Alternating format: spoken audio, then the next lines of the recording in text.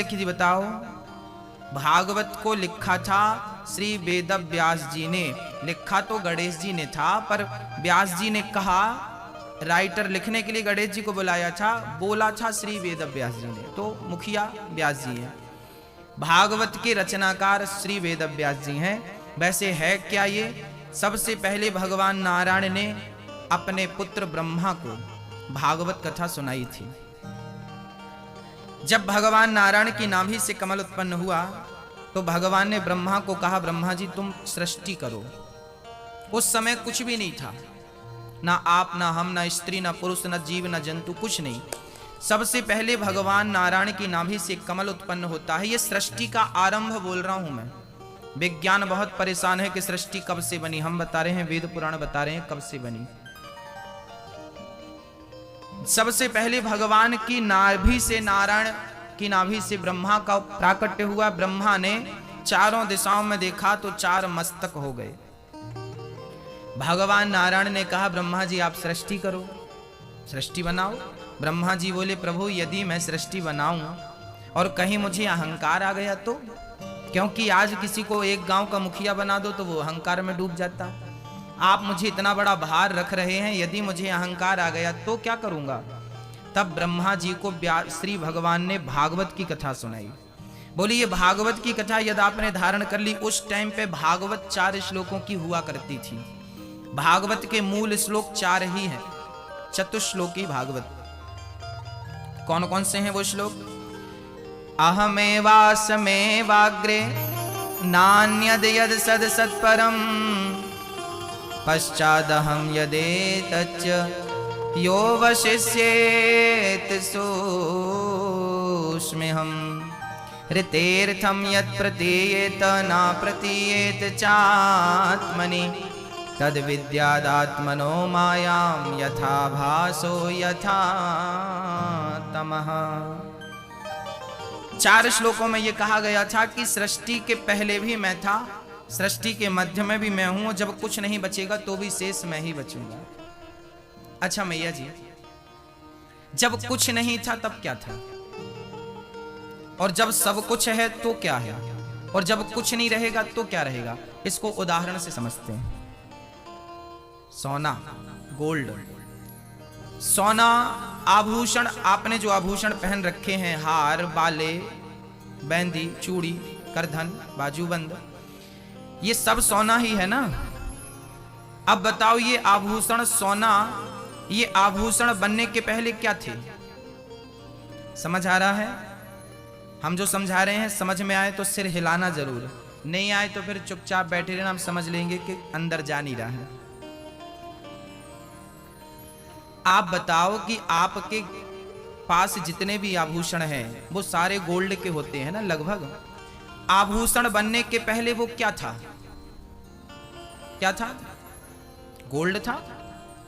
सोने की बिस्किट हम खरीद के लाए, सोनी जी को दिया, भाई साहब इसकी चूड़ियां बना देना, तो उसी बिस्किट की उसने क्या बना दी?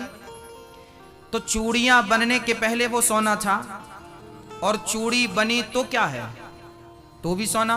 और हम चूड़ियों को ले जाके भट्टी पे डाल दें तो बचेगा क्या? चूड़ी का आकार तो मिट जाएगा, पर बचेगा क्या? सोना बचेगा।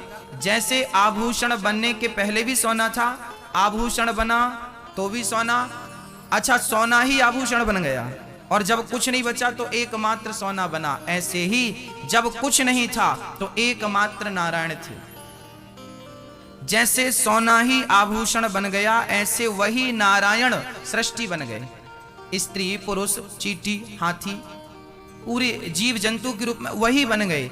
और जब कुछ नहीं बचेगा तो एकमात्र नारायण शेष रह जाएंगे, है ना। वो पहले भी थे, मध्य में भी हैं, और अंत में भी वही से शेष रह जाएंगे, है। इसलिए वो ईश्वर है, परमात्मा है, परब्रह्म है। जो सब कुछ करने की सामर्थ्यता रखे उसे परमात्मा कहते हैं। जो बिना कान के सुन ले, जो बिना पांव के चल ले, जो बिना हाथ के कार्य कर ले, उसे ईश्वर कहते हैं। बिनु पग चलहि सुनहि बिनु काना, कर बिनु कर्म करहि विधि नाना। वो परमात्मा सर्वेश्वर है, सब कुछ करने की सामर्थ्यता रखते हैं। उन्हीं परमात्मा को हम सच्चिदानंद कहते हैं। क्या कहते हैं? सच्चिदानंद रूपाय। भगवान का एक नाम है मेरी मां सच्चिदानंद। क्या नाम है बोलो? सच्चिदानंद रूपाय विश्वोत्पत्त्यादिः तवे तापत्रय विनाशाय श्रीकृष्णाय वयं नुमः। भगवान सच्चित आनंद, सच्चिदानंद का हम अर्थ समझते हैं, सत प्लस चित प्लस आनंद बराबर सच्चिदानंद। समझ रहे हैं? सत चित आनंद। अब इसकी व्याख्या करते हैं। ईश्वर सत्य है। ईश्वर का नाम क्या है? सच्चिदानंद। अब सच्चिदानंद 3 अक्षरों को मिलाकर बना है, 3 वाक्य, सत चित आनंद।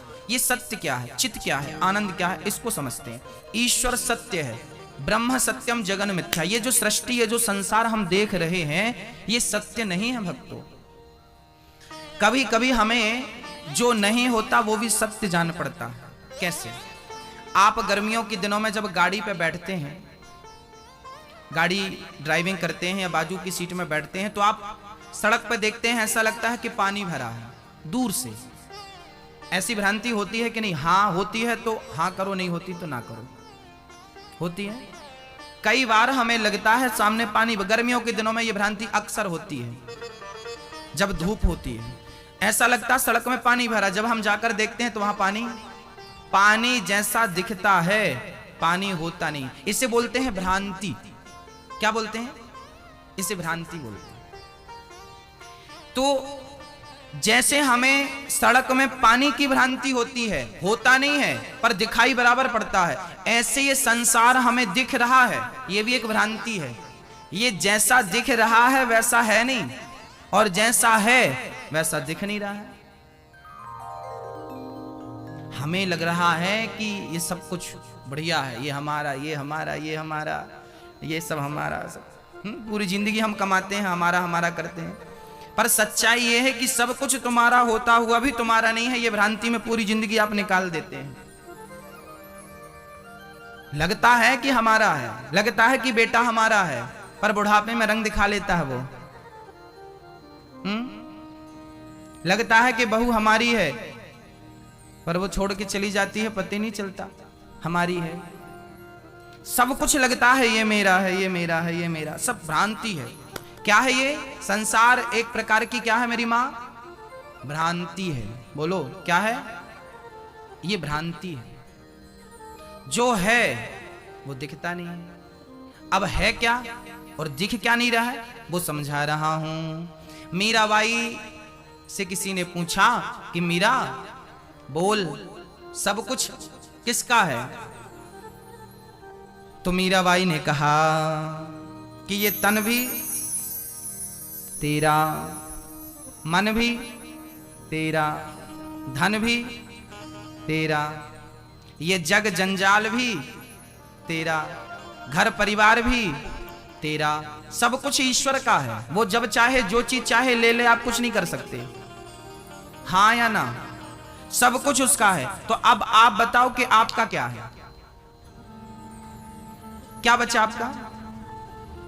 कुछ नहीं ना, ना ऐसा मत कहो कुछ नहीं। कन्हैया सब कुछ तेरा है, बस एक तू है जो सिर्फ मेरा है। मेरे तो गिरधर गोपाल दूसरो न कोई। मीराबाई ने क्या कहा कि मेरे तो गिरधर गोपाल, आगे बोलो आप, मेरे तो गिरधर गोपाल, मेरे तो गिरधर गोपाल। ये गुरु मंत्र आपको आज हम दे रहे हैं। ये गुरु मंत्र हमारा नहीं है, मीराबाई ने दिया है। मीराबाई ने हम सबको कहा है कि मेरे तो गिरधर गोपाल दूसरो ना। ये बिल्कुल अटल सत्य है, यही सत्य है। अब मैं आपको भ्रांति से निकालना चाह रहा हूं। आप क्या समझ रहे हैं? ये परिवार मेरा, ये मेरा, ये ना ना ना, ये मेरा नहीं है। मेरे तो गिरधर गोपाल, कन्हैया आपका है, उसे आप अपना मान नहीं रहे हो, और जो आपका है ही नहीं उसके पीछे पड़े हो। यही तो भ्रांति है, और इसी भ्रांति में आपकी जिंदगी गुजर जानी है, मुझे विश्वास है। इसी भ्रांति में आप जी रहे हैं और जीते रहोगे। ईश्वर ने आज हमें भेजा है कि जाओ इनको सही बता के आओ। हाँ, उन्होंने हमें निश्चित किया है कि जाओ आप इनको सही बता के आओ, ये भ्रांति में ना पड़े रहे, तो हम आपको केवल भ्रांति से निकालने आए हैं मेरी माँ। हाँ भक्तों, ईश्वर सत्य है, इसलिए सत्य है क्योंकि वो हमसे पहले भी था, हम हैं तो भी है और हमारे बाद भी रहेगा। जबकि ये सृष्टि ऐसी नहीं है, ये सृष्टि परिवर्तनशील है। एक बार हमने जादू देखा था, बहुत छोटे में हमारे गांव में जादू दिखाने वाला आया था। उसने कपड़ा उड़ाया, एक बच्चे को जाल में कस के बांधा, कपड़ा उड़ाया, कुछ मंत्र पढ़ा तो वो जाल के अंदर बच्चा गायब, पता नहीं कहां चला गया, कबूतर आ गया। फिर उसने कबूतर के ऊपर कपड़ा डाला, कुछ पढ़ा तो उसके अंदर से एक सांप निकल आया। भैया सचमुच वो बच्चा गायब हो गया, दिखा ही नहीं। हजारों की भीड़ थी, वो अकेला जादूगर, बच्चा गायब कर दिया उसने। और उसके बाद जब उसका जादू का खेल पूरा हुआ ना, तो उसने कटोरा उठाया, भैया 2 रुपए दे दो, 2 रुपए दे दो, 2 रुपए। अब बताओ, जो इतनी बड़ी जादू जानता है कि बच्चे को गायब कर सकता है, बच्चे का कबूतर बना सकता है, उसने जादू से पैसों की गड्डियां भी प्रकट कर दी। और जादू पूरा होने के बाद पैसा मांग रहा है। भाई तू जादू से पैसा बना सकता है, दिखा सकता है, तो फिर भीख क्यों मांगता है? बड़ा आदमी नहीं हो जाता तू? उस जादूगर से पूछा गया कि भाई ऐसा क्यों? तो जादूगर ने कहा कि भाई जो तुम्हें दिखाया था वो सच नहीं था, वो भ्रांति थी। क्या थी? भ्रांति थी। जो दिखा वो दिखा तो ऐसा कि ये सच यही है, बट वो भ्रांति थी। ऐसे ही ये संसार लग रहा बिल्कुल सत्य जैसा लग रहा है, पर पूरा भ्रांति है। सच्चाई यह है कि मेरे तो गिरधर गोपाल दूसरो ना कोई, पर जब तक शरीर होता है ममता नहीं छूटती। बूढ़ी बूढ़ी अम्मा कल मरने वाली, वो भी नाती को गोद में बिठा के मेरा नाती नाती नाती। ये भ्रांति देखो, बुढ़ापे में कल मरने वाली है, वो आज नाती नाती जप रही है। राम राम कब जपेगी भगवान जाने। कि ममता तू न गई मेरे मन से, ममता तू न गई मेरे मन से। ये ममता उलझा के रखती। ईश्वर सत्य, सत चित, सच्चिदानंद रूपाय सत चित। चित कहते हैं प्रकाश को। अब यहां एक बात समझने की है, ईश्वर को चित कहते हैं। ईश्वर हम सबके भीतर है, ये बात आप लोग मानते हैं कि नहीं? ईश्वर हम सबके भीतर है, ये बात आप मानते हैं या नहीं? यदि आप नहीं मानते तो मैं आपको सबूत देना चाह रहा हूं, कहो तो दे दूं। ईश्वर हम सबके भीतर है। चींटी, हाथी, मतलब जो भी एक्टिव है सबके भीतर ईश्वर है। जिसके अंदर चेतना है सबके भीतर परमात्मा। किस प्रकार है मैं आपको बताऊंगा। जिनके मोबाइल पर नेटवर्क मिल रहा है तो सिद्ध हो रहा है कि इनके मोबाइल पर सिम है। जिनके मोबाइल पर नेटवर्क नहीं है तो कहा जा सकता है कि भाई सिम में कोई प्रॉब्लम, खिसक गई या निकल गई या कुछ हो गया। हाँ, सिम निकाल के फिर से लगाइए। नेटवर्क नहीं आ रहा, आपने सारी सेटिंग कर डाली, नेटवर्क नहीं आ रहा है, तो आखिरी चारा क्या बचता है कि सिम निकालो, हल्की सी पोंछो उसको, धूल ना जम गई हो, फिर लगाइए, मोबाइल एक्टिवेट हो जाएगा, चालू हो जाएगा। तो जहां नेटवर्क है वहां सिम है, हाँ या ना? मोबाइल पे नेटवर्क है मतलब सिम है, चालू है मोबाइल, ठीक है। अब हमारे पास देखने की शक्ति है, सुनने की शक्ति है, हम भी तो एक्टिव हैं। मोबाइल की ऑडियो भी काम कर रही है, वीडियो भी काम कर रही है, कैमरा भी काम कर रहा है, वो देख भी रहा है, सुन भी रहा है, समझ भी रहा है। इसका मतलब वो है, एक्टिव है। हम में भी देखने की, सुनने की, समझने की क्षमता है, इसका मतलब हम भी एक्टिव हैं, चालू हैं। अब ये चालू क्यों है? उसमें सिम पड़ी है इसलिए वो चालू है, हम में भी एक सिम पड़ी है। कौन सी सिम? आत्मा। आत्मा हमारे अंदर है ना, हम सबके भीतर, वो आत्मा ही तो सिम है। ईश्वर सिम, ये चिप सिम अभी निर्मित हुई है, साफ मान रहे हैं। हमारे भगवान ने करोड़ों साल पहले जब इंसान बनाया था, चिप ही बनाई थी सबसे पहले, एक एक चिपकाते गए। आज तक आदमी ढूंढ ढूंढ के परेशान है, छिपकी कहां है। आजकल बड़े बड़े वैज्ञानिक परेशान हैं कि ये सिम, ईश्वर की सिम, आत्मा रूपी सिम कहां चिपकी है। कोई नहीं जान सका कि सिम कहां है, पर ईश्वर संचालित कर रहे हैं। अच्छा, आपकी लोकेशन इस समय कहां है, आपके मोबाइल की कंपनियां जान रही हैं कि नहीं? मैया जी, अभी आप इस समय यहां बैठी हो ना मोबाइल लेके, तो आपका मोबाइल आपकी लोकेशन कंपनी को दे रहा है। वो जान सकते हैं कि आप कहां हैं, है ना। जैसे आपके मोबाइल, इतने से मोबाइल में इतने फंक्शन हैं कि वो आपकी लोकेशन बता सकता है कि आप कहां हैं। ऐसे ही जैसे आपकी हर एक्टिविटी पर मोबाइल निगरानी रखता है, ऐसे ही आत्मा के रूप में परमात्मा ही हमारे हर चीज को कैप्चर करता है। वो स्वयं देखता है कि आप पाप कर रहे हैं या पुण्य। आपके पाप और पुण्य का साक्षी स्वयं भगवान होता है। आप झूठ नहीं बोल सकते। आप यहां हमसे झूठ बोल दीजिए, क्योंकि हम तो समझेंगे नहीं, पर आप अपने आप से झूठ नहीं बोल सकते। और सच कहता हूं, आप स्वयं भगवान हैं, क्योंकि आत्मा ही आपके भीतर है। तो ईश्वर चित्त के रूप में, चिप के रूप में, सिम के रूप में, आत्मा के रूप में हम सब के अंदर बसा है। वही है सब कुछ महसूस करने वाला। आत्मा निकल जाए तो ना तो सुन पाओगे, ना देख पाओगे, ना सूंघ पाओगे, ना बोल पाओगे। अर्थात आप बोल रहे हैं तो ईश्वर ही आपके रूप में बोल रहा है, आप सुन रहे हैं तो ईश्वर ही आपके रूप में सुन रहा है। तो हम सब के भीतर कौन है मैया जी? कौन है? परमात्मा। भगवान का तीसरा नाम है आनंद, सच्चिदानंद। ईश्वर को आनंद कहते हैं। भगवान की भक्ति से क्या मिलता है? आनंद प्राप्त होता। भगवान करते क्या है? अच्छा, भगवान का काम क्या है मैया जी? वो काम धाम कुछ करते हैं कि दिन भर बैठे ही रहते हैं? क्या काम करते हैं भगवान? बोले विश्वोत्पत्त्यादेः तवे। भगवान विश्व की उत्पत्ति, पालन और संहार करते हैं। अच्छा बताइए, भगवान का हेड ऑफिस कहां है? बताइए, आपको पता हो तो। मैया जी, ओ मैया बताओ, भगवान का हेड ऑफिस कहां? भगवान रहते कहां हैं? कहां रहते हैं बताइए?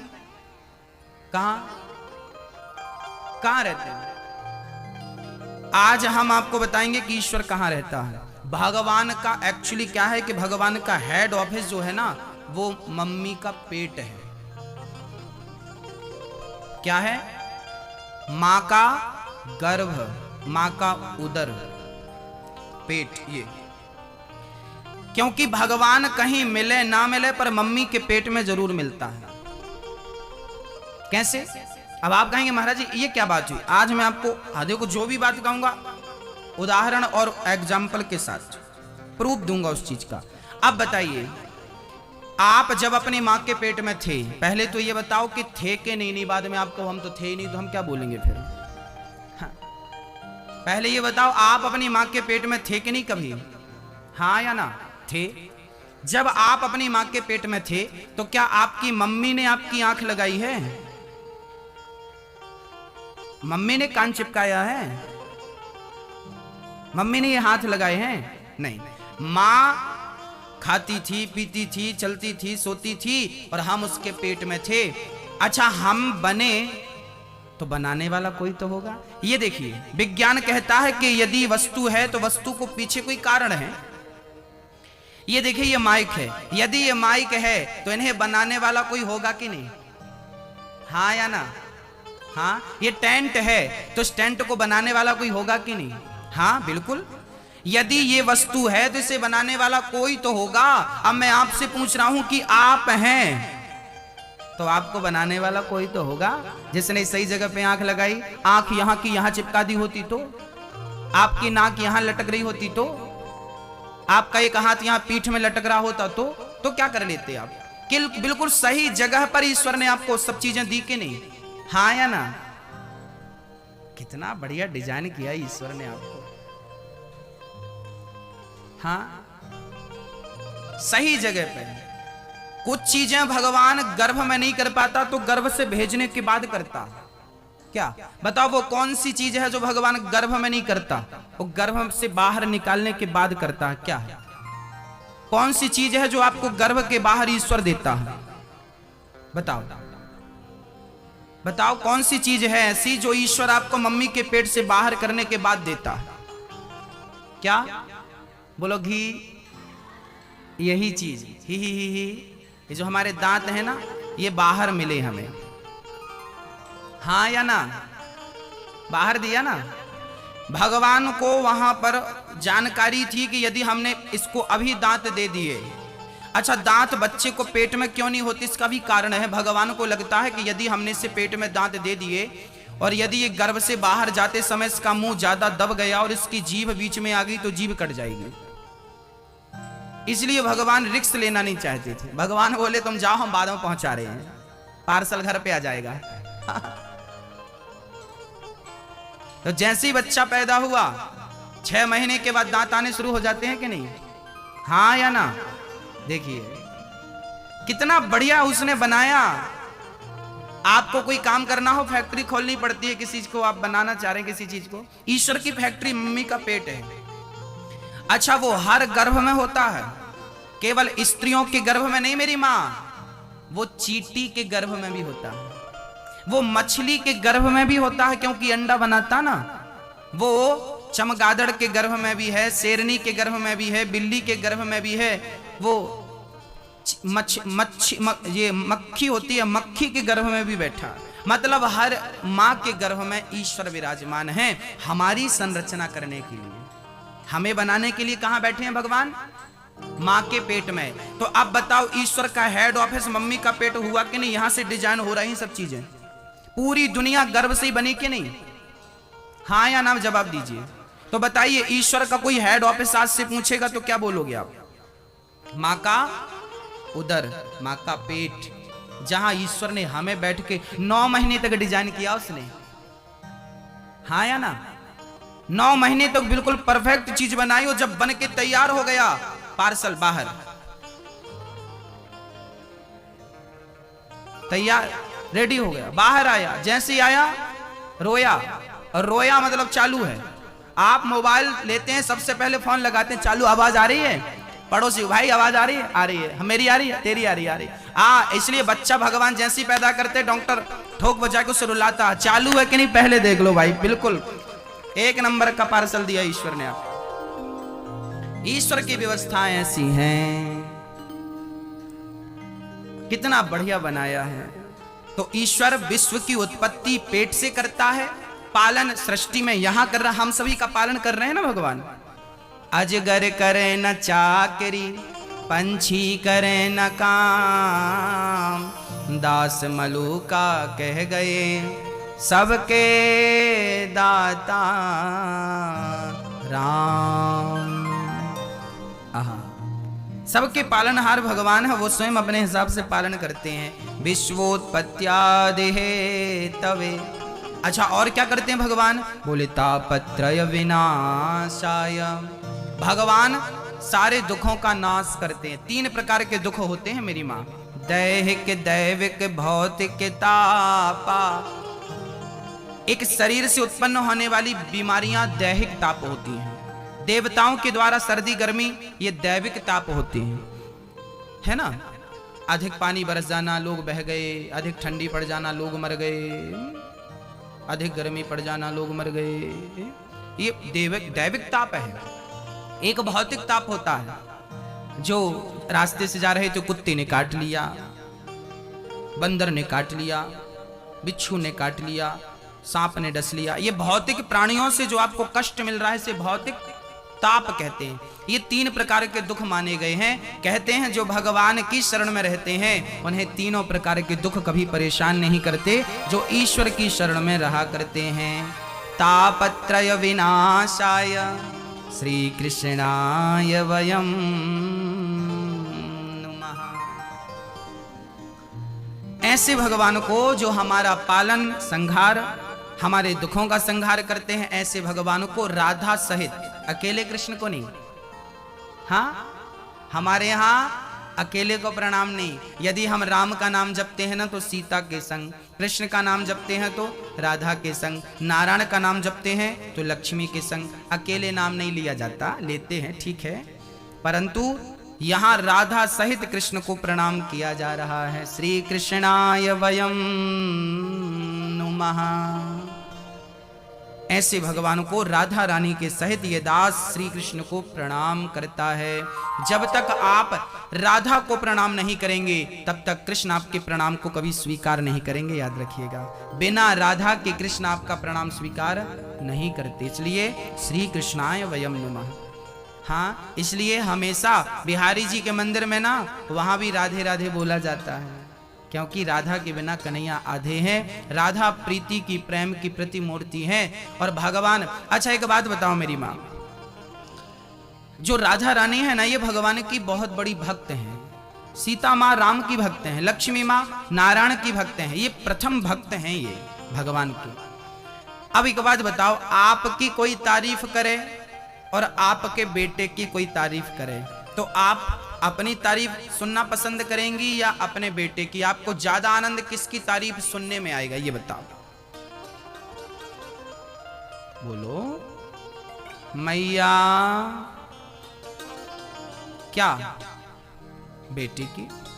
जैसे माँ अपने बेटे की तारीफ अच्छे से सुनती है और बड़ी खुश होती है बेटे की तारीफ सुन के, बड़ा आनंद आता है, जैसे माँ को बेटे की तारीफ से आनंद की अनुभूति होती है, ऐसे भगवान कहते हैं कि जब मेरे भक्त की कोई चर्चा करता है तो मैं बहुत आनंदित होता हूँ, जब मेरे भक्त का कोई नाम लेता है मैं बड़ा आनंदित होता हूँ। तो राधा तो अधिष्ठात्री है ना।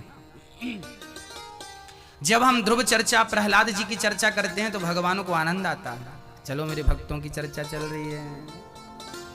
ऐसे राधा सहित कृष्ण को हम प्रणाम करते हैं, नमस्कार करते हैं।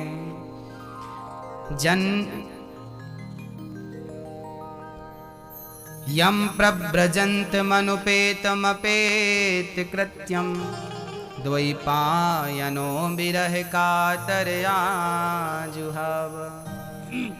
पुत्रेति तन्मयतया तरवोभिनेदुस् तम सर्वभूत हृदयं मुनिमानतोस्मि।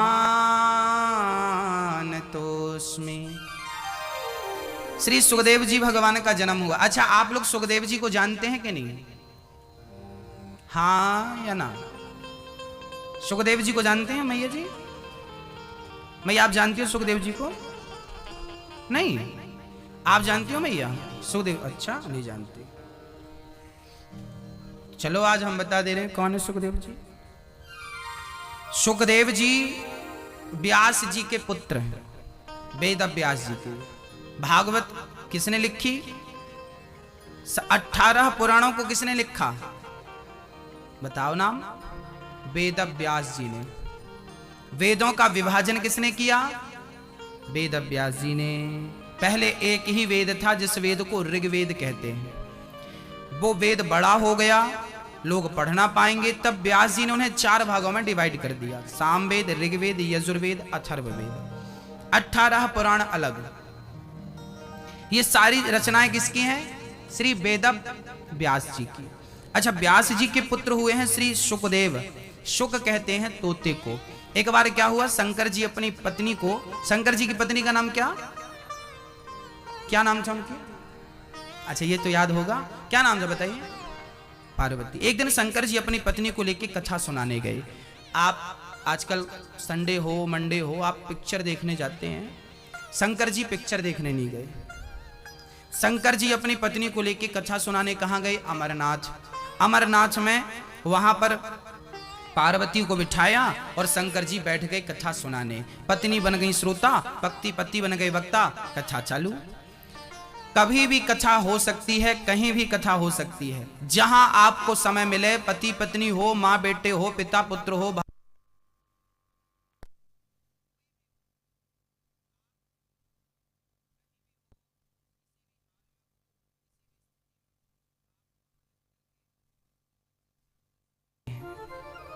हाँ, जहां बैठे हैं वहीं हरि चर्चा चालू कर लो। राम जी ऐसे, कृष्ण जी ऐसे, कृष्ण कथा चालू। शंकर जी बैठे, देवी हम तुम्हें कथा सुनाएंगे, पर आप सुन रही हो कि सो रही हो हमें पता कैसे चलेगा? तो आप जरा हुंका देती जाना।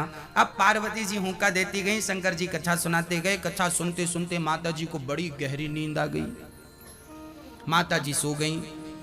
पीछे न तोता बैठा था, छोटा सा था, नवजात अंडे से ही बाहर निकला था, उसने कथा पूरी सुन ली। शंकर जी ने कथा पूरी की और जैसे ही कथा पूरी भई जयकारा लगाई गई, बोलिए वृंदावन बिहारी लाल। और जैसे ही जयकारा भई माता जी नींद से जाग गई। स्वामी जी फिर क्या हुआ, आगे की कथा। शंकर जी बोले कथा तो पूरी हो गई, आप कहाँ थी? पार्वती जी बोली हम सो गई थी। अरे राम राम, आप सो रही थी, हम कथा सुना रहे थे, आप सो गई?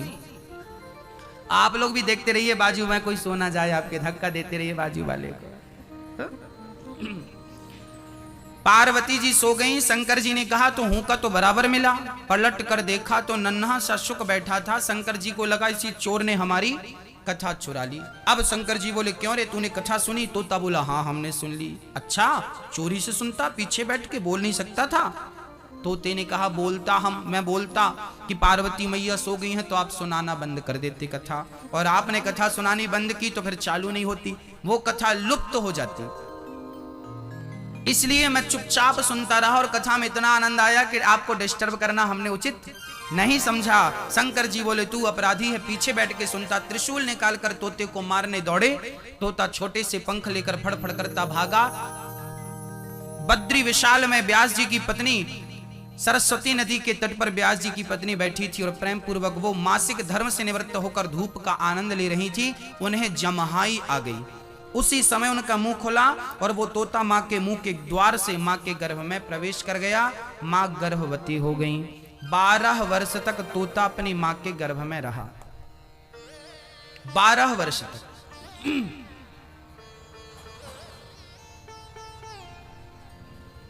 गर्भ में रहा। अच्छा, कई बार आप लोगों को आश्चर्य लगता है कि किसी के मुंह से तोता अंदर कैसे जा सकता, और चला गया तो तोता अंदर गया तो वो मां गर्भवती कैसे हो जाएगी? तोता मर नहीं जाएगा? देखिए, ये सामान्य बातें नहीं है। गंगा हजारों नालाओं के बीच से गुजरती है। हजारों नाले बड़े बड़े गंगा में रोज मिलते हैं, पर उन नालों ने आज तक गंगा को नाला तो नहीं बनाया, बल्कि गंगा ने उन नालों को गंगा बना दिया। समर्थ को नहीं दोष गुसाई मेरी मां। ये बात हम में और आप में लागू नहीं होगी, है ना? पर वो व्यास जी सर्व सामर्थ्य पुरुष थे, उनकी पत्नी लीला करनी थी ना, इसलिए उन्होंने ये लीला की। कथाओं में कई बार अति संयुक्ति हो जाती है, जो आप विश्वास नहीं कर पाते ये कैसे विश्वसनीय है, परंतु वहां एक दृष्टि हमें दी गई है शास्त्रों के द्वारा, हमें उस दृष्टि से देखना चाहिए। उस दृष्टि को तुलसीदास जी कह रहे हैं, बोले समर्थ को नहीं दोष गोसाई। क्या मेरी मां? समर्थ को नहीं दोष गोसाई। भगवान श्री कृष्ण से मां यशोदा ने बोला कि चल तू मुंह खोल, मिट्टी खाया है, तो भगवान ने मुंह खोल दिया। और मुंह खोला तो इतने से मुंह में क्या नजर आ गया? पूरा ब्रह्मांड। अब हमने तो मुंह खोला, आप देखो नजर आ रहा है?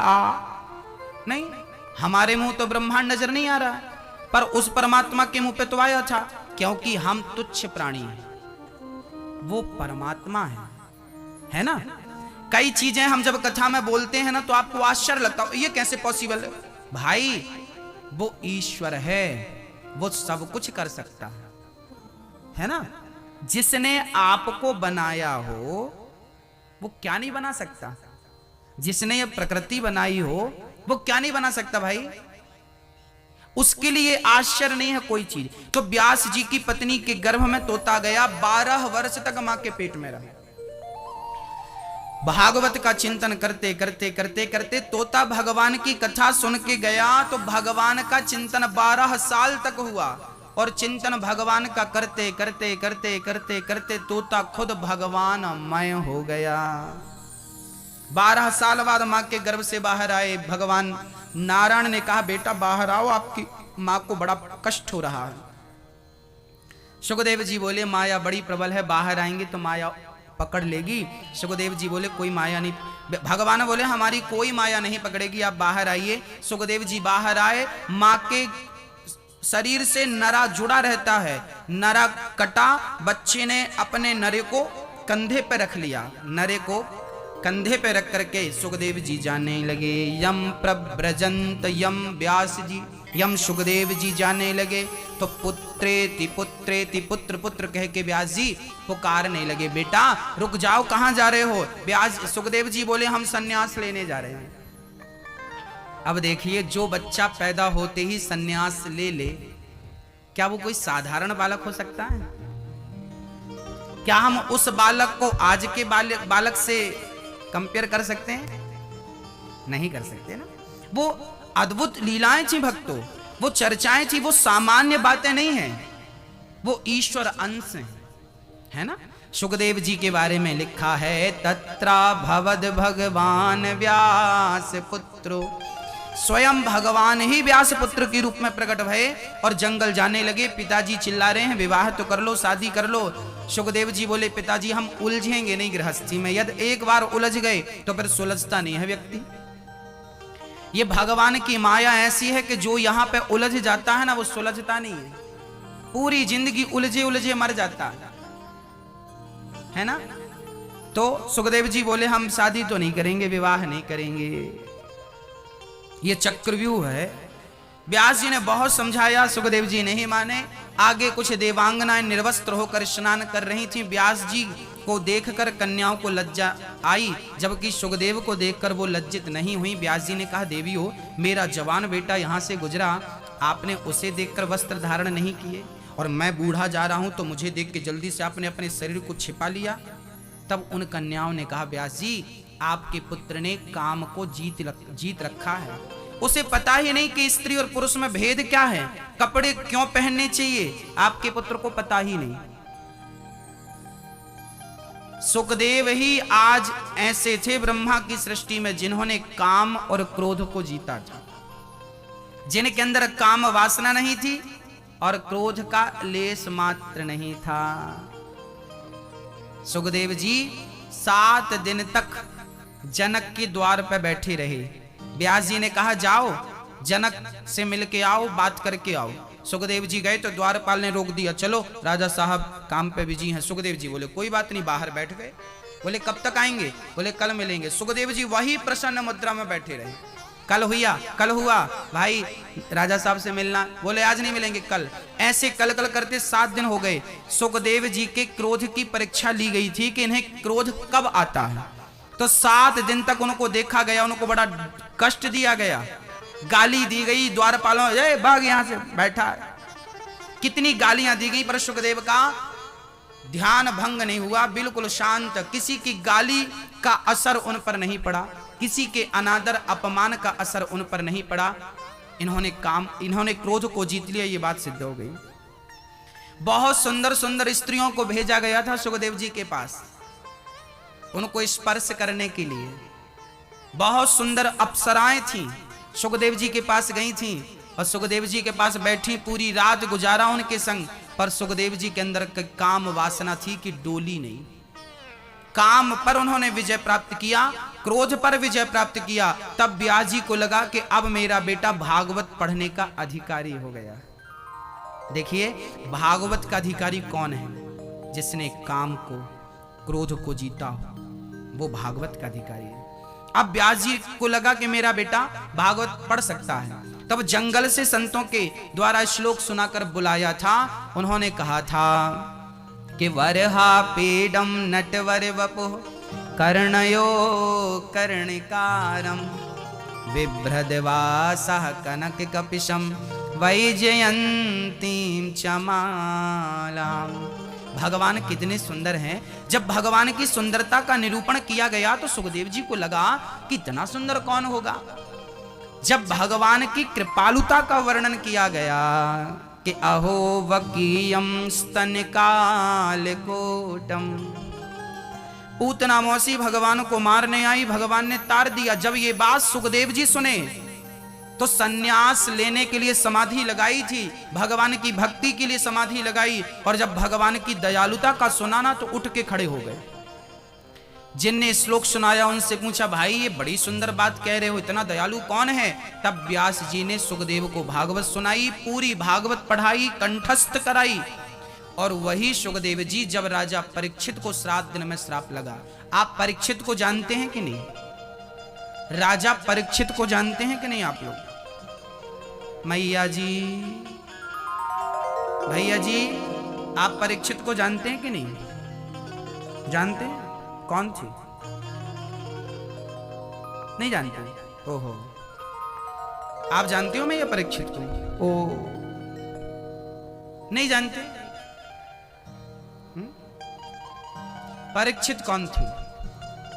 राजा परीक्षित का नाम सुना होगा कभी कभी आपने। ये परीक्षित कौन थे मैं आपको बता दूं। ये परीक्षित थे,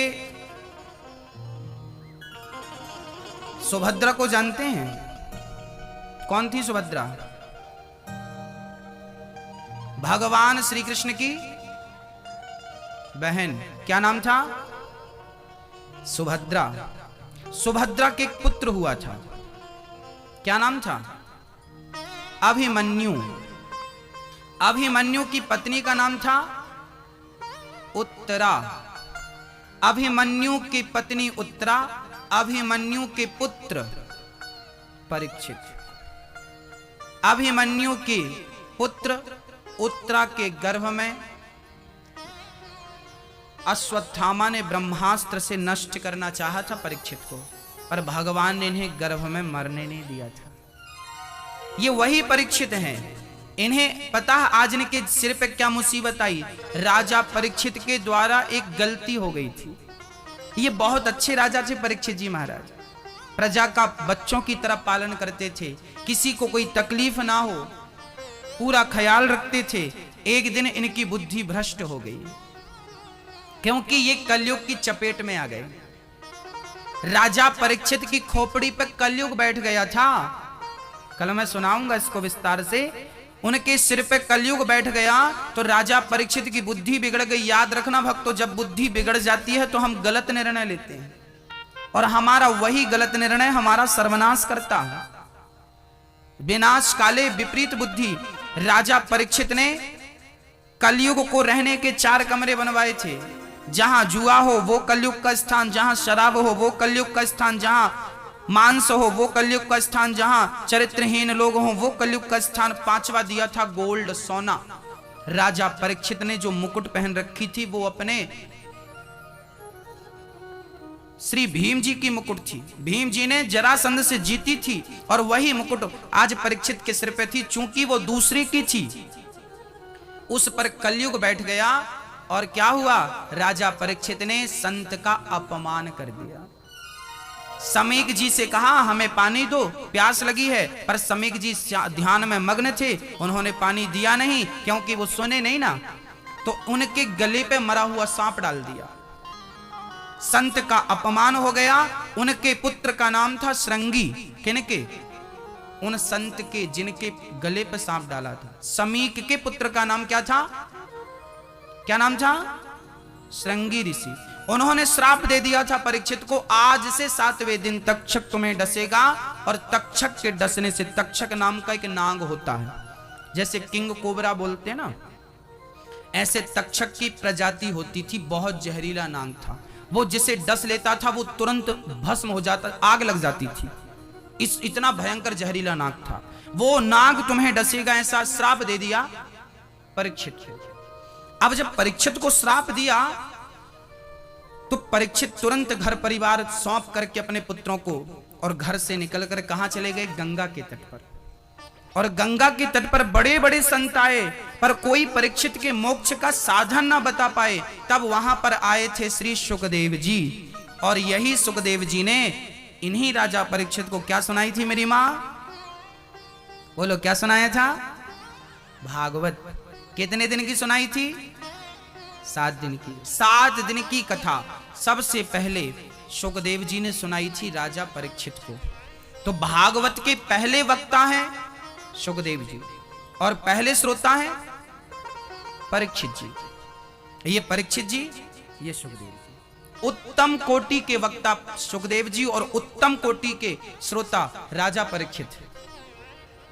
इन्हीं से साप्ताहिक भागवत प्रारंभ हुई 7 दिन की। जबकि पहले भागवत थी तो पहले 2 दिन की थी, आज 2 घंटे की थी या महीनों तक चले, उसके कोई अवधि निश्चित नहीं थी। सत्संग टाइप का होता था, लंबा भी चल सकता है, 2 घंटे में भी पूरी हो सकती है। पर अब से नियम बन गया कि आपको 7 दिन का समय निकालकर परीक्षित बनकर भागवत श्रवण करना पड़ेगा। ये वही परीक्षित हैं, वही ऐसे सुखदेव जी जिन्होंने 7 दिन की कथा सुनाकर परीक्षित जैसों का उद्धार कर दिया। ऐसे सुखदेव भगवान को प्रणाम करते हैं। श्री कृष्णाय वयम नमः। आइए अब चलते हैं नैमिषारण्य। अच्छा, भगवान भी बड़े अद्भुत हैं। हाँ, क्या है? भगवान कहते हैं कि यदि तुम मेरी भक्ति करोगे तो मैं तुम्हारा कल्याण कर दूंगा। तुम्हें ज्यादा नहीं, मेरे लिए बस 2 कदम चलना है और मैं तुम्हारे लिए 10 कदम चलूंगा। तुम 2 कदम चलो, मैं 10 कदम चलूंगा। तुम ध्यान मेरा लगाओ, मैं हाजिर हो जाऊंगा। तुम 2 कदम चलो, मैं 10। ये कौन कह रहा है? भगवान कह रहे हैं कि तुम भक्त 2 कदम चलो, मैं तुम्हारे लिए। भक्तों, भगवान कहते हैं कि यदि आप थोड़ा सा चल रहे हैं तो हम बहुत चलने को तैयार हैं, सिर्फ आपके लिए। हाँ? भक्तों, श्री सूत जी महाराज का आगमन हुआ। आज 88,000 संत बैठे हैं नैमिषारण्य में। उन संतों के मध्य में सूत जी का आगमन हुआ। सूत जी के आते ही सारे संत खड़े होकर उनका अभिवादन करने लगे। सारे खड़े हो गए। उसी क्षण सौनक आदि ऋषियों ने सूत जी से प्रश्न किया कि प्रभु, हमें कथा सुनाइए। कौन सी कथा? जिसमें भक्ति हो, ज्ञान हो, वैराग्य हो, वो कथा सुनाइए। अब बताइए कौन सी कथा है जिसमें भक्ति भी है, ज्ञान भी है, वैराग्य भी है? भागवत। अर्थात शौनक आदि ऋषि सूत जी से भागवत सुनने की जिद कर रहे हैं। भक्ति ज्ञान विरागाप्तो विवेको वर्धते महा। भागवत की जिद कर रहे हैं। और अंत में शौनक आदि ऋषियों ने कहा कि हमें ऐसी कथा सुनाओ कि कृष्ण प्राप्ति करम शाश्वत साधनम तद्वदाधुना। हमें ऐसी कथा सुना दो कि कृष्ण की प्राप्ति हो जाए। हमें इस प्रकार की कथा सुना दीजिए। अब सुंदर सी कथा सुनाते हैं। सूत जी कहते हैं कि देखो, कथा बड़ी अद्भुत है। जो कथा आप जन सुन रहे हैं ना मेरी मां, ये कथा ना देवताओं को भी दुर्लभ है। देवता भी कथा श्रवण करने को तरसते हैं। एक बार राजा परीक्षित को सुखदेव जी कथा सुना रहे थे कि उसी सत्र में इंद्र आ गए। इंद्र ने कहा सुखदेव जी प्रणाम। सुखदेव जी कहते प्रणाम, बैठो। इंद्र ने कहा हमें बैठने की फुर्सत तो नहीं है, आप हमें जो कथा परीक्षित को सुना रहे हैं वो कथा हमें दे दीजिए और बदले में परीक्षित को अमृत पिला दीजिए स्वर्ग का। ये कथा वो कथा है कि इस कथा को देवता भी स्वर्ग से चलकर मृत्यु लोक में सुनने के लिए आते हैं। ये वो अमृतमयी कथा है मेरी मां। आज सुखदेव जी ने परीक्षित इंद्र से कहा, इंद्र यदि आप प्रेमी बनकर आते तो मैं निश्चित ही कथा सुनाता, पर आप सौदागर बनकर आए हैं और ये कथा प्रेमियों की है, ये कथा सौदागरों की नहीं है। क्या बताएं हम आपको? सुखदेव जी कहते हैं राजन, आप प्रेमी बनकर आते मैं ये कथा आपको जरूर सुनाता, पर आप सौदागर बन के आए हैं और ये कथा सौदागरों की बिल्कुल नहीं है। सुखदेव जी ने कहा आपके स्वर्ग का अमृत कांच का टुकड़ा है और हमारी कथा अमृत तो मणि है। कांच का टुकड़ा देकर भला अपनी मणि लेकर कौन दे सकता है? क्वा सुधा क्वा कथा लोके क्वा कांचा क्वा मणिर महान। इंद्र को कथा नहीं सुनाई, इंद्र स्वर्ग लोक चले गए। इंद्र को बड़ा बुरा लगा कि बताओ हमें कथा नहीं सुनाई। अब बताओ इंद्र जितने वीआईपी कौन होंगे, उन्हें भी अधिकारी नहीं समझा कथा का। सच कहता हूं मेरी मां, ये जो भागवत है ना, इसके अधिकारी सब नहीं होते।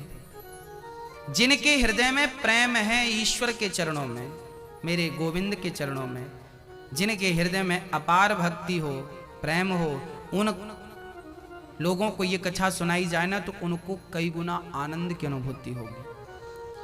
अच्छे अधिकारी वही हैं जो कथा में बैठ के भी बातें करते हो, कथा में बैठ के भी जिन्हें यहाँ वहाँ मन जिनका भटक रहा हो, वो लोग सच्ची बोल रहा हूं, वो इस कथा के योग्य अधिकारी नहीं है, इस कथा के वो श्रोता नहीं है। ये कथा उन लोगों के योग्य नहीं है, या वो इस कथा के योग्य नहीं है। ये रसिकों की चर्चा है। वो कहते हैं ना, खग जाने खग ही की भाषा, प्रेमी ही प्रेमियों की भाषा जानता है, ज्ञानी ज्ञानियों की भाषा जानता है ना। आप यदि प्रेमी होंगे तो भागवत की भाषा जान पाएंगे, और यदि प्रेमी नहीं है तो भागवत आपकी खोपड़ी में चढ़ने वाली नहीं।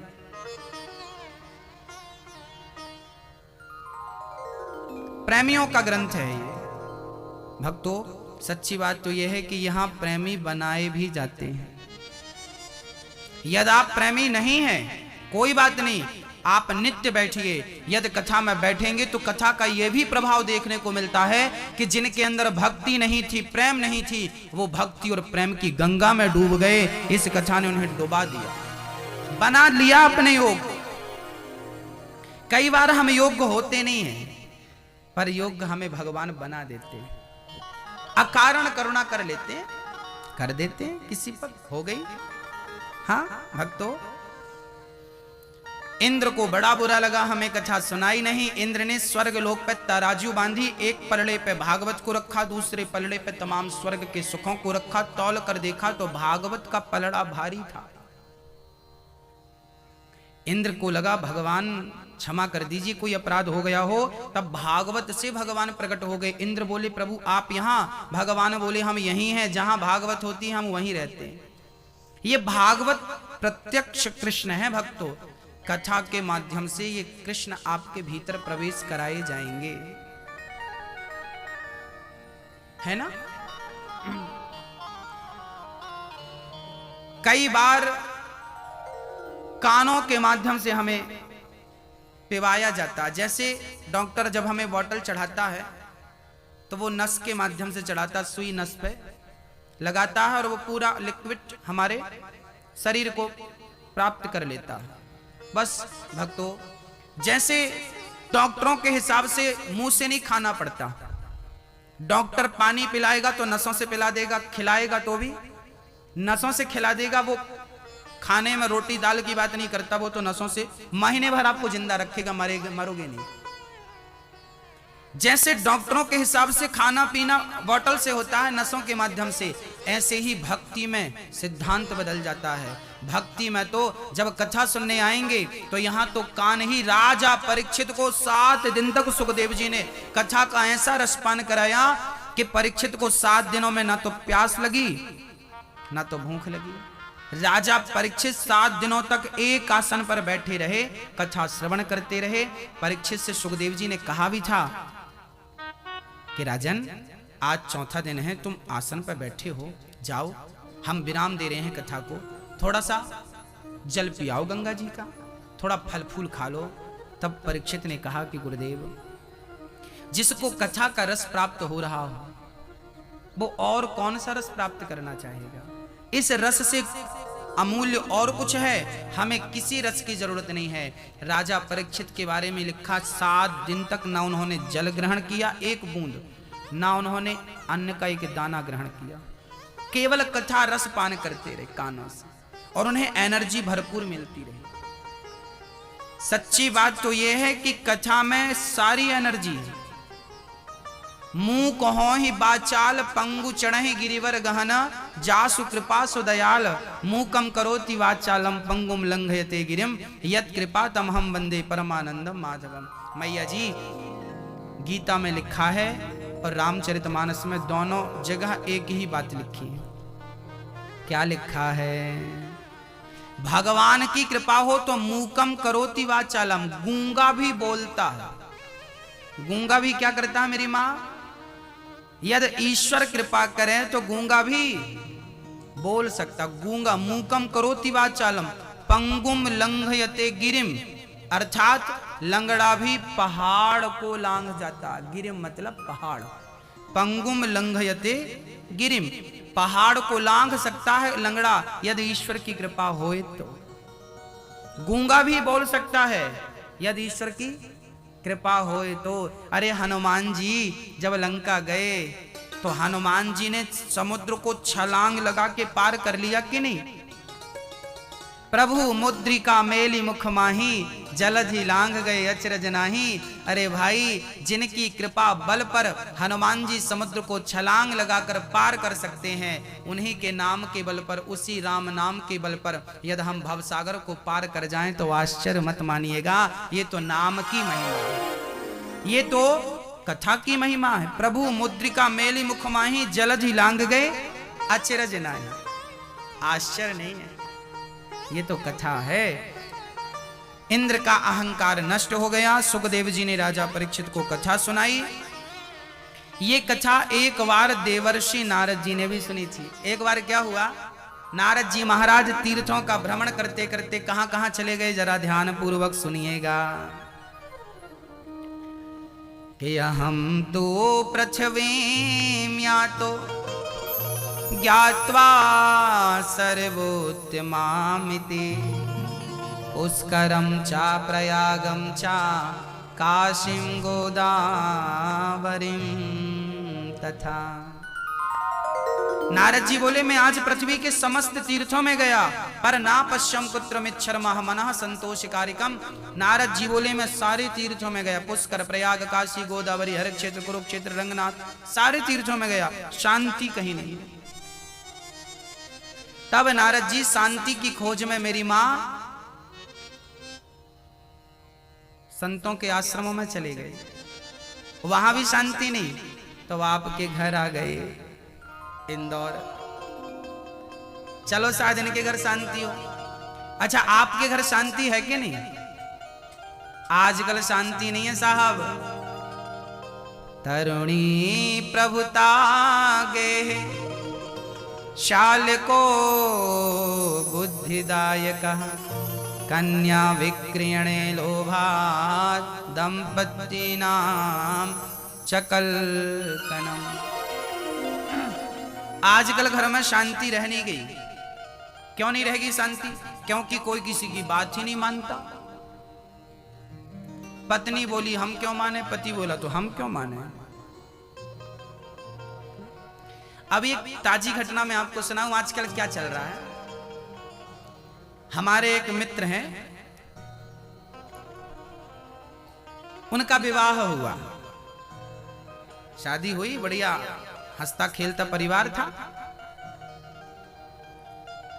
पत्नी एक दिन बोली सुनो अब अपन लोग अकेले रहते हैं, अलग अलग। तो उसने बोला लड़के ने कि क्यों, हमारी माँ और हमारा पिता ही तो है, तीसरा कोई है थोड़ी। यदि हम अकेले रहेंगे तो फिर इनका ख्याल कौन रखेगा। अब लड़की जिद कर ली, पत्नी नहीं नहीं हमें तो अब अलग रहना, बुढ़िया पसंद नहीं, प्राइवेसी कुछ होती है, अच्छा नहीं लगता है किसी साहब। लड़की ने जिद कर ली अकेला रहना है हमें। उसकी खुशी के लिए वो पति मान भी गया, चल ठीक है। पास में ही किराए से ले लिया और रहने लगा। पर बेटा तो बेटा था, वो अपनी माँ को छोड़ नहीं पाया बेचारा, तो माँ से मिलने चला जाता था। अब बोली तुम माँ के पास क्यों जाते हो, तुम माँ के पास जाते हो तो मैं भी चली अपनी माँ के पास। चली गई छोड़ के, सच घटना बोल रहा हूं, आप आएंगे तो मैं पूरा बायोडाटा दे दूंगा, रिसर्च कर लेना। तुम माँ के पास जा रहे हो, मैं भी चली माँ के पास। माँ के पास गई तो माँ ने कहा सुनो ठीक नहीं है लड़का, एक काम करो हम तुम्हारा दूसरा कर देंगे, इससे तलाक दे दो तुम। साहब सोचो, अब देखना क्या मतलब, कोई बातें ही नहीं है, कोई मुद्दे ही नहीं है झगड़ा करने के लिए, तो कोई मुद्दा नहीं है तो कुछ भी तो बनाओ। आजकल रिश्ते कैसे टूट रहे हैं, मैं एक एग्जांपल दे रहा हूं आपको, रियल घटनाएं हैं, आसपास घटने वाली घटनाएं हैं। लड़की ने माँ अपनी माँ के पास चलेगी, माँ ने कहा कि बेटी तू परेशान है ना, अब बताओ माँ कैसी माँ थी वो, उसको ये ना बोलना चाहिए कि बेटी तेरे को सास क्यों बोझ लग रही है, पर नहीं तू ठीक कह रही है, सास के पास क्यों रहेगी तू, अब तू मेरे पास रह, तलाक दे दे। अभी 15 दिन पहले उनका तलाक हो गया। अब बताइए, मतलब रिश्ते गुड्डा गुड्डी का खेल बन गया, जब चाहो मिला दो, जब चाहे जोड़ लो, जब चाहे तोड़ दो। हम लोग छोटे थे ना तो हम लोग रेत के ढेर में बैठ जाते थे, और रेत के ढेर में बैठ के एक पांव आगे करते थे, उस पांव को आगे करके उसके ऊपर रेत खूब डालते थे और हाथ से खूब पीटते थे, और धीरे से पांव निकाल लेते थे, और फिर हाथ से उसको एक छोटा सा घर बनाते थे, उस घर पर खेला करते थे। और जब खेल पूरा हो जाए, माँ ने आवाज लगाई बेटा चल घर आ जा, तो उसी घर पे एक लात जमाई और चल पड़ते थे। आज की गृहस्थी, आज के घर ऐसे हो गए कि तुरंत बनते हैं और तुरंत टूट जाते हैं। तो आपसे मेरी प्रार्थना है कि इस प्रकार की कमजोरी आपके परिवार में हो तो दूर कर लीजिएगा। चुनौतियों से समझौता नहीं, चुनौतियों का सामना कीजिए। चुनौतियों से पीठ दिखाकर भागिए मत। हमारे सामने चुनौती है किसी की सेवा करने की तो भागिए मत, उसका डट के सामना कीजिए, सेवा करिए ना। आपके सामने चुनौती, आपकी सास की सेवा करनी पड़ेगी, करिए ना। सेवा भी सबके भाग्य में नहीं होती, और जो सेवा कर लेता है ना उनको मेवा भी मिलती है, ये भी याद रखिएगा। सेवा ईश्वर का स्वरूप है। तरुणी प्रभुता, आजकल ये बात भागवत में लिखी, इसलिए हम आपको समझाते रहते हैं। अब बताइए वहां पर लड़के की गलती थी कि लड़के की गलती थी? हम निर्णय आप करिए, अपने को कुछ नहीं आता। जो कहानी घटी थी सुना दी आपको, कहीं आप भी गलतियां ना करें इस प्रकार। आजकल घर पे किसकी चल रही है जरा समझिएगा, तरुणी प्रभुता गे।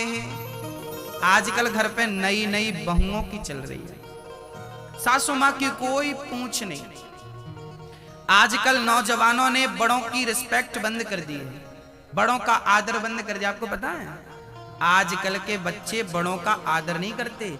आजकल के बच्चे बड़ों को समझते हैं ये मूर्ख लोग हैं।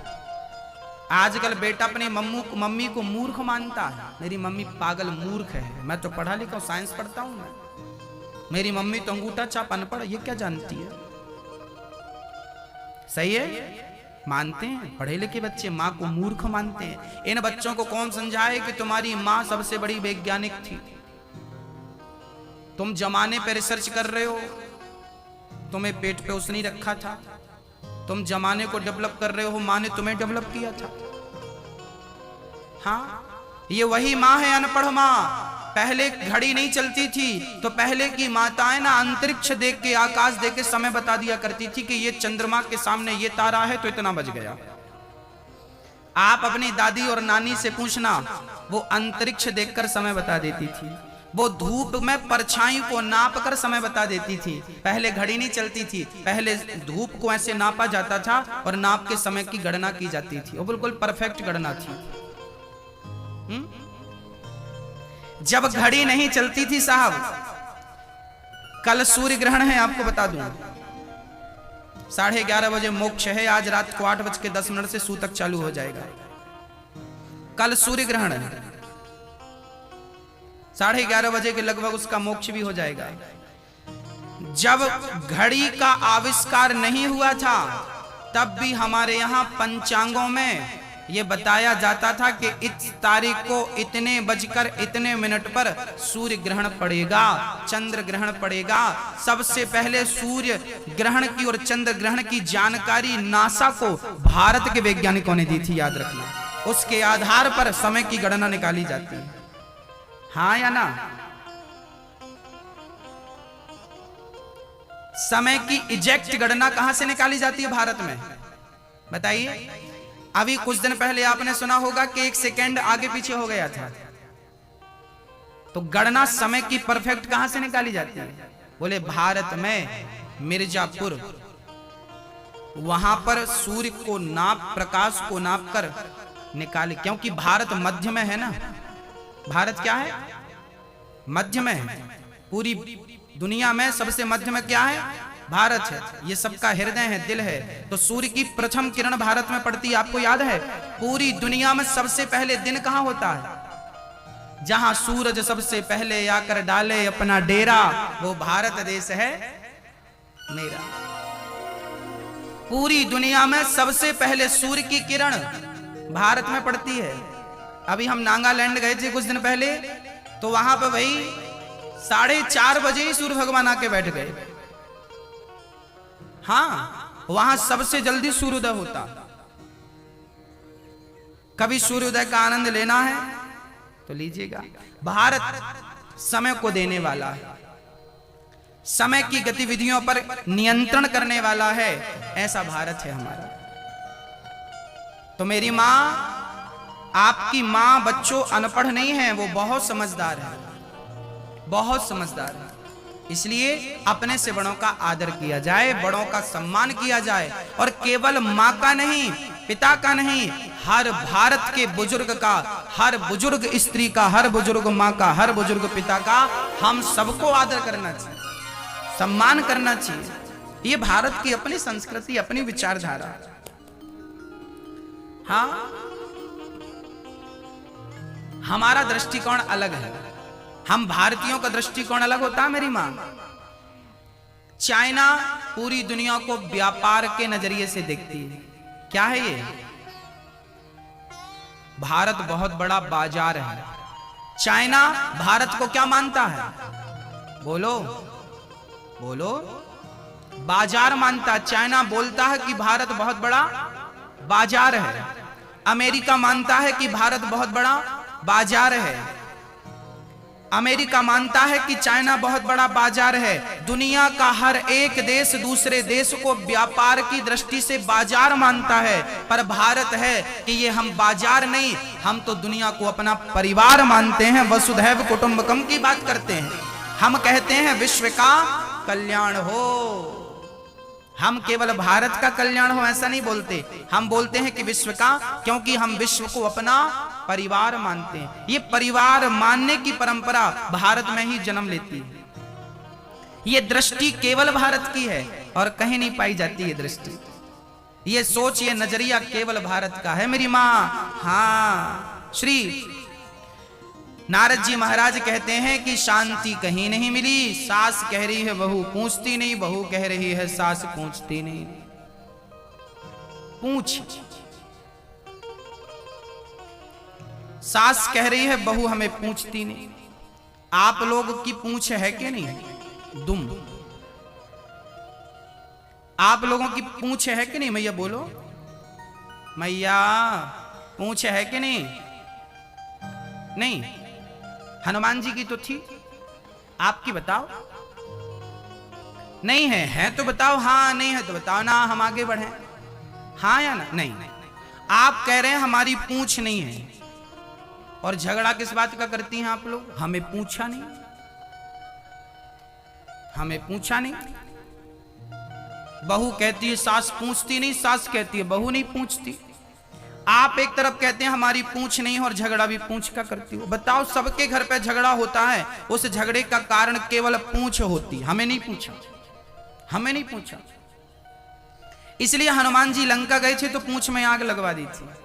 पूछ ही जला के आए ना रहेगा, बांस ना बजेगी बांसुरी। आप लोग भी अपनी जो पूछ है ना, इस पे आग लगा दो, आज रात को ही लगा लेना। पूछ पे आग लगाने का अर्थ है अपने अहंकार को नष्ट कर देना। पूछ बुझाई खोई श्रम, धरि लघु रूप बहोरी। हनुमान जी सीता माता के पास गए, लंका पे आग लगा के छोटे बन के गए। हाँ मेरी माँ, आप जितना बड़ा काम करें उतने छोटे बन के करें, यही आपकी महानता है, यही आपके संस्कार है। यदि हमने बड़ा काम किया और हम अकड़ के खड़े हो गए, साहब हमने ये किया, हमने वो किया, तो अहंकार नहीं होना। हनुमान जी ने लंका जलाई, पर उसका अहंकार किया कि मैं ना होता तो राम का काम ही ना होता, मैं ना होता तो लक्ष्मण जी जिंदे ही ना होते। अच्छा, आपने किसी की जान, सोचिए हनुमान जी ना होते तो सचमुच लक्ष्मण जी मर जाते, क्योंकि संजीवनी बूटी लानी थी सूर्योदय के पहले, और ये काम केवल हनुमान जी कर सकते थे। अब हनुमान जी ने किया, पर हनुमान जी ने कभी गाना नहीं गाया, राम जी हम ना होते तुम्हारा भाई मर जाता।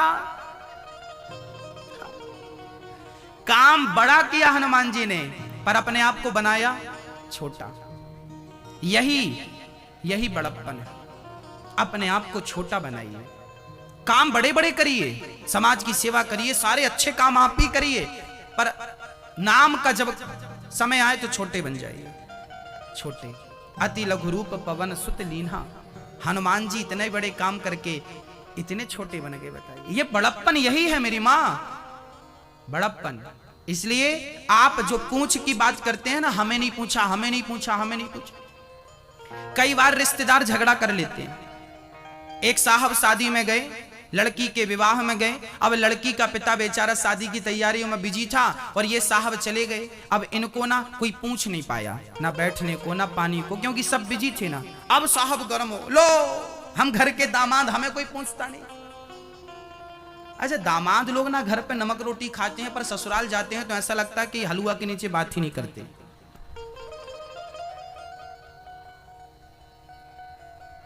कई लोगों को हमने ऐसे देखा है, इनके घर पे अपनी हैसियत कुछ और है, पर ये दूसरी जगह जाके अपनी हैसियत कुछ और दिखाना चाहते कि हम ये नहीं, हम ये लोग हैं। गलत है, ये ठीक नहीं है। अपने घर हलवा रोटी खाओ, पर दूसरे के घर प्रेम से नमक रोटी खाओ, यही आपका बड़प्पन है भाई। दूसरे के घर हलवा की डिमांड नहीं करो आप, ये आपका चरित्र होना चाहिए। लड़की के विवाह में कई बार रिश्तेदारों को हमने झगड़ा करते देखा है। शादी में गए, हमें कोई पूछा नहीं, हमें पानी को नहीं पूछा। अभी तो ठीक है, पहले के जमाने में ना पांव धोने की परंपरा थी। भानेंज के पांव धुलना, जीजा के पांव धुलना, और यदि पांव नहीं धुले गए ना तो नाराज हो जाते थे। कई बार तो झगड़े में पांव नहीं धुला, क्यों नहा के नहीं आया क्या, पांव नहीं धुला। इतनी सी बातों में लोग झगड़ा करते हैं। ये इनके पास अक्ल है कि पता नहीं कहां चली गई। मूर्ख लोग इन्हीं को बोलते हैं। पढ़े लिखे मूर्ख यही लोग होते हैं, मूर्ख। बात बात पे झगड़ा, बात बात पे झगड़ा। अरे भाई, हम लोग बड़े बड़े मुद्दों को इतना सा कर देते हैं, बड़ी बड़ी लड़ाइयों को, झगड़ों को इतना सा मानते हैं, और आप इतनी बातों को इतना बढ़ा चढ़ा के लेते हैं। ऐसे में केवल अशांति होगी। ये आपका स्वभाव नहीं होना चाहिए मेरी माँ। हमारा स्वभाव बिल्कुल शांत होना चाहिए। मिलनसार बनो। कोई आपका आदर सत्कार भले ना कर पाया हो, आगे से आप राम राम कर लो। हमारे गांव की घटना है। हमारे गांव में जो बड़े आदमी होते हैं ना, उनसे ना छोटे लोग राम राम करते हैं। जैसे बड़े आदमी बैठे हैं कहीं चौराहे पे, तो उनसे ना जब रास्ते से कोई गरीब आदमी निकलता ना, तो गरीब आदमी बोलता, बब्बू राम राम, भैया जी राम राम, साहब राम राम। ऐसा गांव में परंपराएं हैं। एक दिन हम बैठे थे, हम बहुत छोटे थे, ये बहुत छोटे की बात कर रहा हूं मैं, मेरे साथ ये घटना घटी है। हम छोटे थे, बैठे थे, गांव के बड़े लोग, पैसे वाले लोग, जमींदार लोग बैठे थे।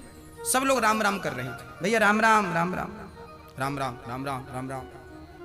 उस तरफ से राम राम ऐसा आ रहा था, यहां से राम राम कैसा जा रहा था, भैया जी राम राम, राम राम, राम राम। एक दिन हमने विचार किया कि भाई हमेशा वही लोग आपसे राम राम करते हैं, आपने आज तक उनसे राम राम नहीं किया पहले से। वो हमेशा शुरू में आपसे राम राम करते हैं, तो कभी आपका भी फर्ज होता है, अरे भाई हम क्यों राम राम करें, हम बड़े लोग हैं। अब राम राम करने के लिए बड़ा छोटा है। तब से हमने संकल्प ले लिया, कि कोई हमें राम राम करे ना करे, पर हम छोटे से बच्चे से लेके बूढ़े से लेके, चाहे वो जात का कोई भी हो, चाहे वो अमीर हो गरीब हो, कोई मतलब नहीं, सबसे पहले हमें झुकते उसे राम राम करना चाहिए। भैया राम राम। तब से हमने सिद्धांत बना लिया कि अब हम सबसे पहले राम राम किया करेंगे, चाहे वो कोई हो, गांव का सबसे गरीब हो, सबसे निम्न वर्ग का आदमी हो, उससे भी हम क्या कहेंगे झुक के, भैया जी राम राम राम राम। इसमें क्या हम छोटे हो गए? यदि हमने पहले आपसे राम राम कर दिया, पहले हमने हाल चाल पूछ लिया, भाई आप कैसे हैं, सब आनंद से कुशल से, ठीक, तो क्या हम छोटे हो गए? क्षमा बड़न को चाहिए, छोटन को उत्पात, का हरि को घट गयो जो भृगुमारी लात। आपको पता है भगवान नारायण की छाती में एक बार लात मारा था किसी ने? किसने मारा था नाम पता है? नहीं, नाम सुन लो, भृगु जी ने मारा था। आज भी आप लोग लड्डू गोपाल जी खरीदते होंगे ना, तो लड्डू गोपाल जी की छाती में पांव का निशान बना होगा एक, देखे ना कभी घर में भगवान जी होंगे, आपके घर पे जो भगवान जी होंगे ना, उनकी छाती पे हृदय में एक पांव का निशान बना रहता है, देखा कभी कि नहीं? हाँ कि ना देखा? नहीं देखा तो कहीं तालाब वालाब देखा कि नहीं आसपास? यदि वो नहीं देखा तो तालाब देख लो आसपास, भाई है कहीं पानी वानी की व्यवस्था, ले जाओ इनको।